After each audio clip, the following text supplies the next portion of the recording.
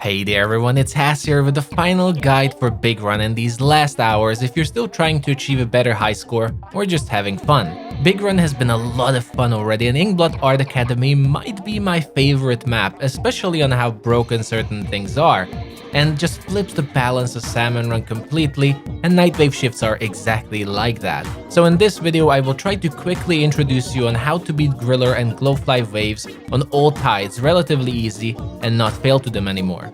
So as I said, what makes Inkblot a really interesting map for Salmon Run is that it's completely broken in some sense, and let me show you why by explaining the normal strategy for both normal and low tide Glowflies and Grillers, though I haven't seen low tide Grillers yet, so not sure if it's even possible. All you have to do is climb up on this platform with your team, and that is pretty much it. This platform is unreachable for the hordes, and you are 100% safe to splat Glowflies from up here, provided you keep splitting them, since as we already discussed it in another video, if Salmonids are left alone for 4 seconds, they will start jumping up the platform, so you want to make sure you constantly keep splitting them, and not just for the jump, but also to keep spawning new goldies, since goldies spawn after every 20 new chums spawning. So basically, as long as the targeted player stands on this platform, it's pretty much the equivalent of wall clinging, but without any of the downsides, as everyone can still shoot the rush wave, so you stay efficient, and from this position the eggs will also drop very close to the basket for easy collection. There is one very important tech to know here about the platform, and that is where you stand and where the Salmonids will group up. If you look at this platform closely, it is a connection of two different platforms, and which one you stand on matters a lot. If you stand on the top front one, the Salmonids will go up the ramp and near the normal tide basket. But if you stand on the lower back one, they will group up under you, so make sure you stand at the right place where you want them to be. But knowing this is also very helpful to control safe spots and giving time for your team to collect eggs. Now knowing this, I think we're also ready to move on to Griller Wave since it's the perfect follow-up. Griller Wave is completely same strategy here and could not be easier. Staying on the platform is still safe, and as long as you're not close to the edge, the Grillers won't be splatting you. The super cool part about it is that if you learn to dance properly on the platform by standing in the front to lure the Griller close, but then moving to the back platform, you will force them to turn around and expose its weak spot to the team for an easy splat. I think this is such a cool concept on this map, and even though both night waves are made very easy thanks to them, I love that there's a mechanic you need to learn to use properly to really make them work. But that's pretty much what sums up the lower tide tactics here. So let's move on to high tide. For high tide rush, sadly my own footage has been corrupted, but fortunately I can still show some of the spots.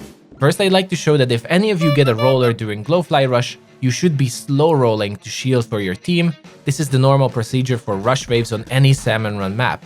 You only move forward with your roller very slightly as it uses less ink this way, but you still do 100% of your damage, while splitting all the chums instantly and damage the goldies a lot. If your team focuses on goldies before they get to you, this can make it even easier. All the rollers are capable of doing this, even the Big Swig roller. Now for the safest position for high tide Glowfly rush, it's a blue box in the upper corner of the spawn. Simply jump up the box, and similarly like on normal tide, the wave cannot get you here and allows you to collect eggs easily since the basket is right there. The more difficult part of this is that this box cannot be painted, so you will run out of ink. So on high tide, it's crucial for the rest of the team to stay on the ground to be able to shoot better and also track the timer on when the rush wave changes its target, but it is a good safe spot to know either way. It is also possible to jump up the glass ceiling right here using a wall jump, which works similarly if you want to try, as the wave cannot get up there. Good news is that Griller Wave is a lot easier than this. On Inkblot High Tide, as far as I know, as long as you stay around the basket, the Grillers will always arrive from the lower platform, and that makes Griller Waves easy as pie. You just have to stand next to the ramp and shoot their weak spot as they attempt to move up for an easy stun and splat right after. Another cool fact on this map is that Grillers cannot turn right after the ramp, so even if you miss stunning them on the ramp, they will turn left, exposing them for an even easier splat there. So as you can see, Griller Wave on high tide doesn't have much to talk about, as it's incredibly simple to practice. But with that said, that's pretty much a wrap for a crash course on Glowfly and Griller guides on the current Big Run map Inkblot Art Academy. Hope you're enjoying Big Run and also that my guides have helped you enjoy it even more. As always, if you have further tips or secrets, do share it with the community so we can all benefit from them in our games. I will be streaming a community big run today on my channel, so come by and say hi if you'd like to have some fun and just chat or hang out. Thank you for watching everyone, take care, and I'll see you later.